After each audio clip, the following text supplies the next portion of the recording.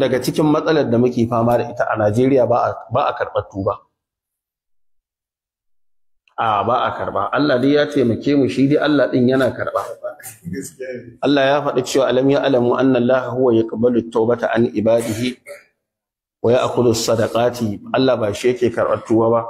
Me yasa na ce ba a karɓar tuba? Zan ba da misali guda ɗaya. A shekaru kaman 3 da suka wuce haka ko 4. Tun Ganduje na gwamna, akwai wata yarinya lokacin da ta fito ta yi wa matar wannan mahaifiyar Malam Daurawa batanci. Ba wai maman Malam Daurawa ba, mahaifiya. Ba wai shi kansa Malam Daurawa ya haifi yarinyar. Dan na tabbatar da cewa ɗansa kaɗai ya girma wannan yarinyar. Amma da Malam Daurawa wata magana da ba ta yi mata ba, ko magana ce ta ilimi akwai ta a rubuce, haka ta fito ta taba shi, ta taba mamarsa.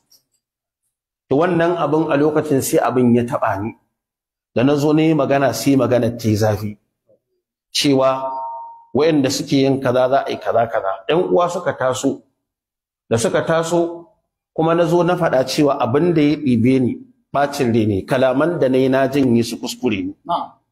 Don ku gane ba a karɓar tuba. Tare da na ci wancan lokacin waɗannan kalaman da ne kuskure ne na janye su. Yanzu da wannan hadisar take faruwa, sai aka sake ɗauko abin sai aka dawo da shi. To idan yanzu ni ina malamin addini in faɗi magana in yadda cewa abin da na faɗa ba daidai ba ne, na janye shi.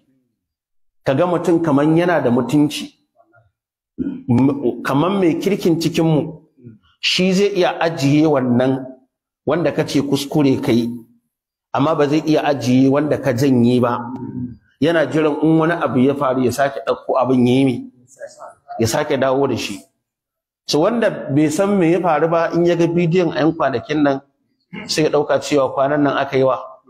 To in ya zamanto malaman ma wanda zai yadda ya yi ba daidai ba ya janye kalamansa, ana iya mai irin wannan.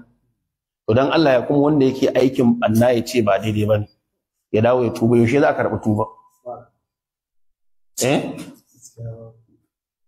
Shi yasa kai gode ma Allah da muka yi, Allah da ya zamanto yayi ilani ta alam ya alamu anna Allah huwa yaqbalu tawbata an ibadi. Mutum yana shaye-shaye kuma yi wa'azi cewa shaye-shaye ba kyau, ya tuba ya ji tsoron Allah ya bari. In ya tuba ya bari, wata rana wani in ya tashi zai aibata shi sai ya tuna mai cewa tsohon mashayi ne. Mutum yana sata kuma yi wa'azi ya tuba ya yi mai ya bari. Wata rana mai kirkin cikinmu ne wanda kake ganin mai addini, in abu ya haɗa shi da shi sai ya tuna mai, sai ya ce ai tsohon ɓarawo ne. Ba haka ba ne? Mutum ne zai musulunta ya shigo addinin musulunci, wani in ya tashi in zai aibata shi sai ya ce aiwa ai gobe ne. Haka fa ita ce ɗabi'ar mu fa.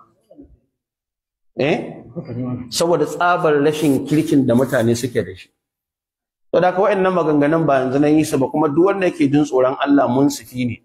Da muka ɗauko yanzu wani aiki ana ƙoƙarin a ceci al'umma, sai a ɗauko wancan sai a alakanta shi da wannan, ana ƙoƙarin sai an lalata abubuwa.